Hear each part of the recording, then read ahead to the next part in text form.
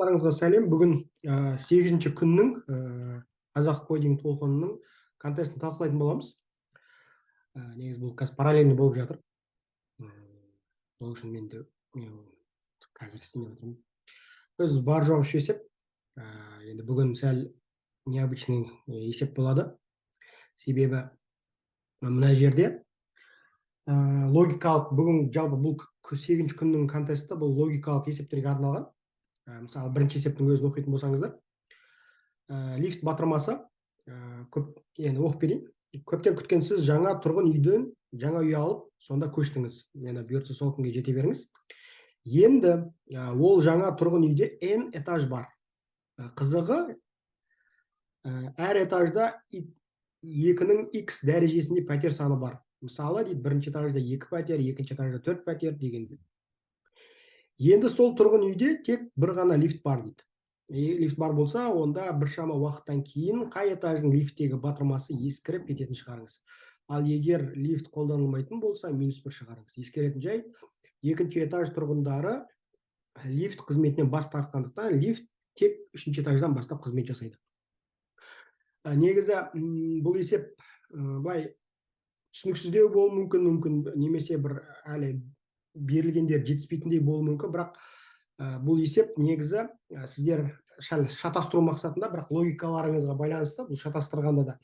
Мысалы, көп ойлауы мүмкін, егер 100 этаж деп айтайық та, 2-ның 100 дәрежесі деген ол өте үлкен сан ғой. Егер 100-ші этажда сонша квартира пәтер болатын болса, онда көбісі сол этажды басады деп ойлайды да. Бірақ шын мәнінде 100-ші этаж болғанымен, одан кейін төменгілер бар, 99, 98 сөйтіп барады. Ең соңғы 3-ші этажға дейін барған кезде бүкіл лифтте ең көп басылатын кнопка ол 1-ші этаж. Себебі олардың барлығы жоғары көтерілгенмен төмен түсу керек қой. Сол үшін 1-ші этаждың батырмасы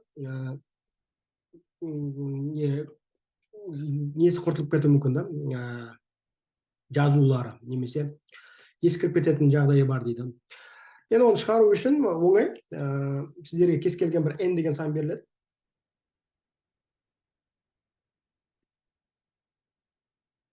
N деген кез келген сан беріледі, және осы санға байланысты тексеру керексіздер. Егер сіздер мына жерде мысал бойынша қарайтын болсаңыздар, 2-ші этаждан, яғни 3-тен бастап, егер if n 2-ден жоғары болса, яғни 2-ден жоғары болса, онда print 1 деп көбірек басылады, әйтпесе -1 деп жазсаңыздар, осымен шығады. Мысалы, не жерге тек қана бір ғана тест бар. Бұл екінші, бізде 8-ші күн. Өшіп қалған ес.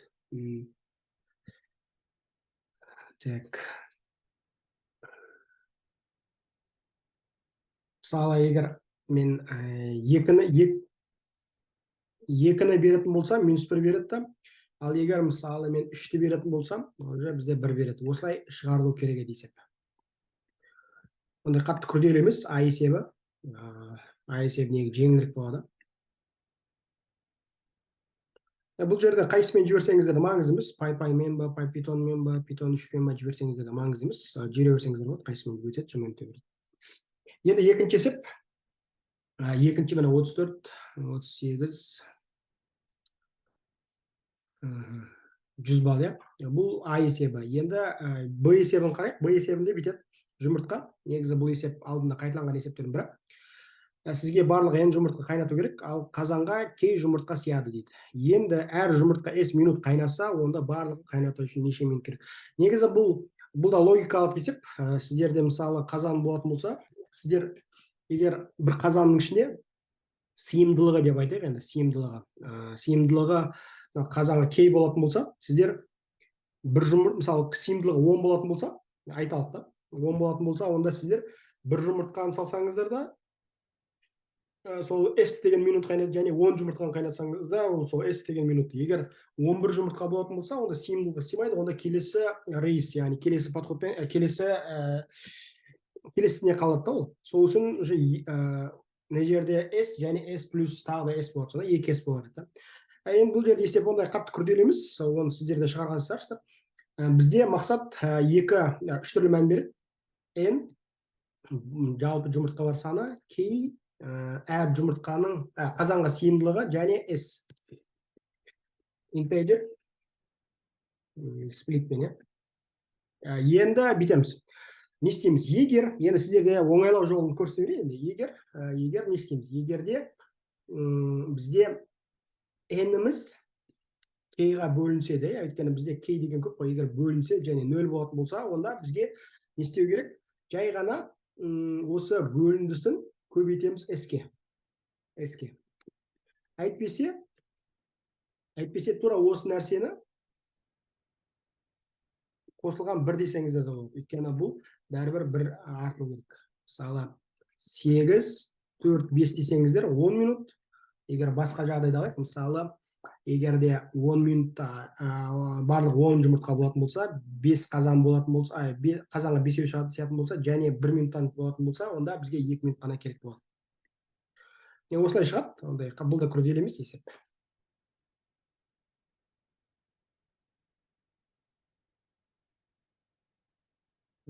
Послать дейді. Енді интернет па, не өзіме әлсіреп тұр, или код форстың өзіме жұмыс істеуі.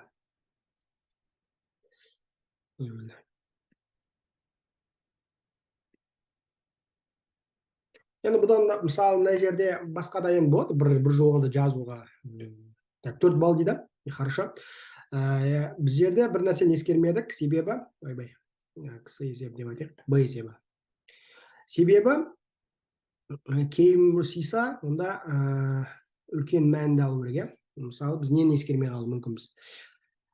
Енді бөлеміз кейға, мына жерде мынау қате болып тұр, өйткені мен 1 минут деп алдым, негізі келесісіне болатын болса, S деп қосылады ғой осы жерде қате сияқты меніңше.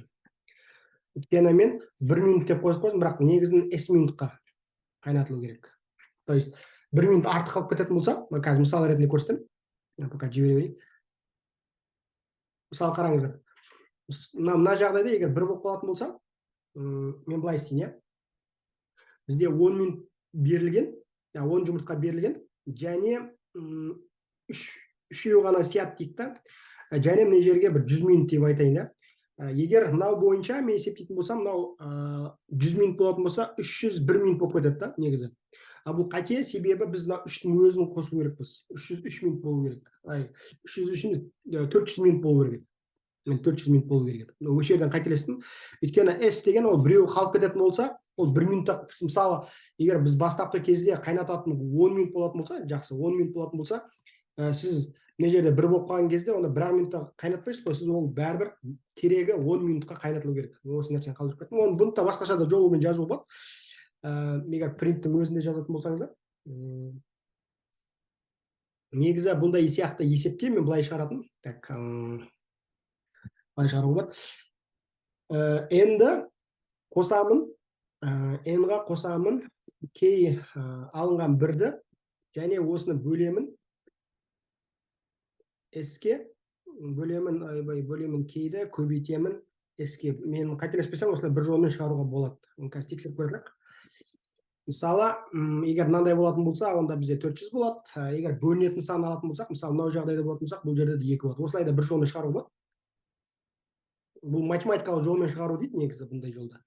Өйткені сіздер, мысалы, қалдығы болам дегенше, қалдығы болатынға дейінгі сан, мысалынан қараңыздар.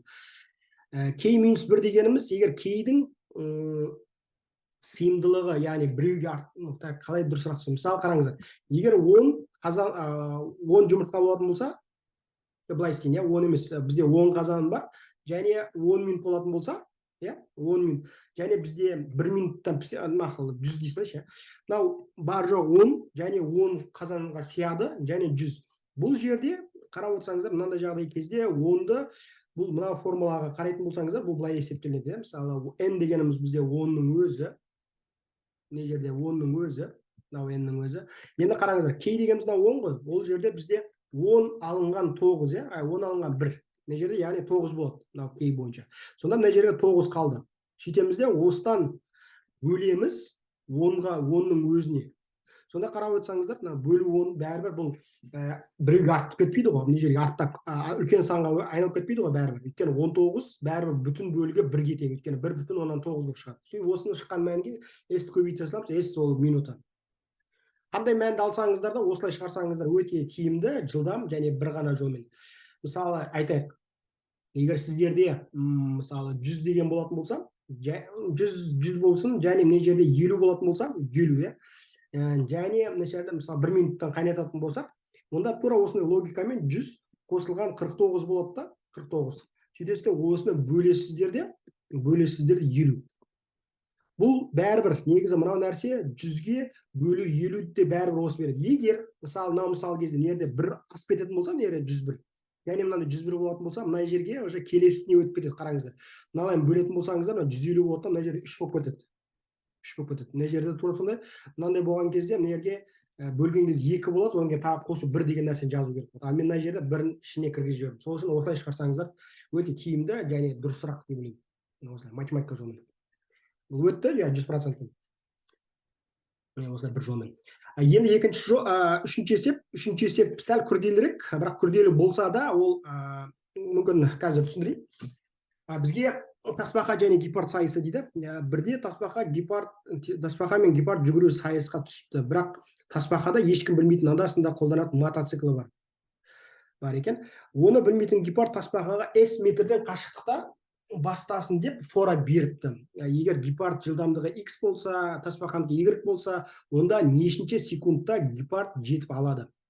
Ал егер мүлдем жетіп алмайтын болса, -1 шығарыңыз. Және мына жерде мынандай бір сөз бар. Ал егер бірнеше жауап болса, ең кіші оң санын шығарыңыз дейді. Осындай мәндер береді, және 2 тест берген. Тіпті бірінші тестке мысал берген. Егер гепардтың жылдамдығы 5 метр секунд, мотоциклмен тасбақанікі 1 метр секунд дейді. Және тасбақаның бастау нүктесі 10-шысынан болады ғой, өйткені 10 деп тұр, ал гепардтікі 0-ден бастап тұр. Енді бұл жерден сызып көрсететін болсаңыздар, мысалы, мынау сызып бойында болатын болса, мына жерге 0 гепардтың бастайтын болатын болса, мына жерге Г дейсіз ғой. Ал мына жерге 10-шысында, мына жерге бізде 10 деген кезде бұл тасбақанікі бастайтын жер, тасбақанікі.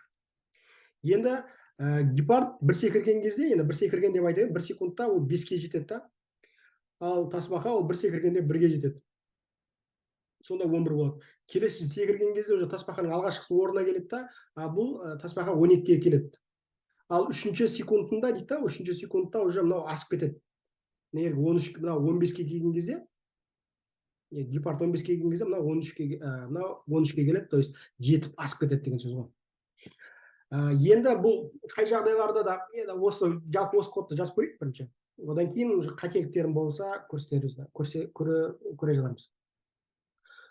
Код жазу үшін алдымен оқимыз.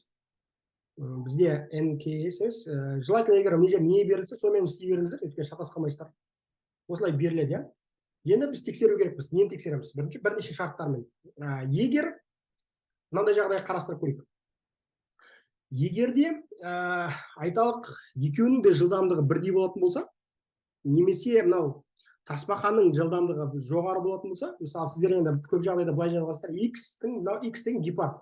Егер гепардтың дейді кіші немесе тең Y-тен болса деген сөз, яғни тасбақаның жылдамдығынан төмен болса, бұл жерде -1 деп шығару мүмкіндіктері бөлеміз. Және айтпесе басқа жағдайда уже мынаның, яғни математика формула бойынша негізгі арасында қашықтықта бізде соны азайту керекпіз ғой, бөлеміз.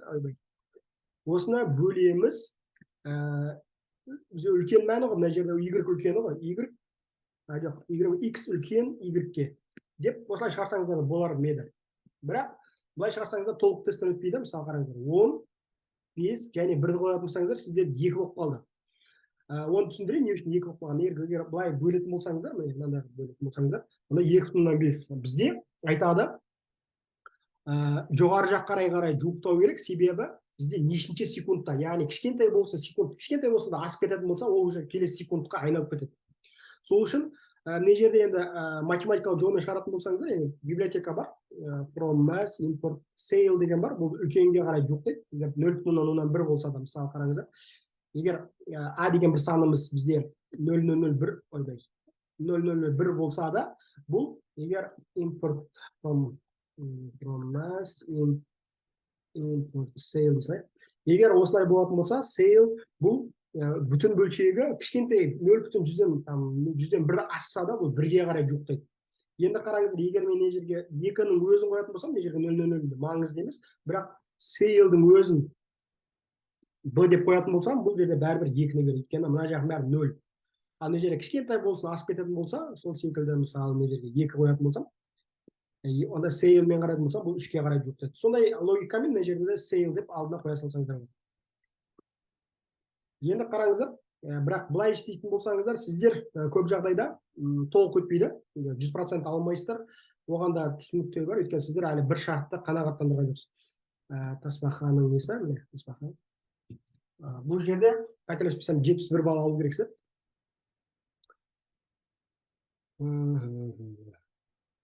Так. Міне 71 балл.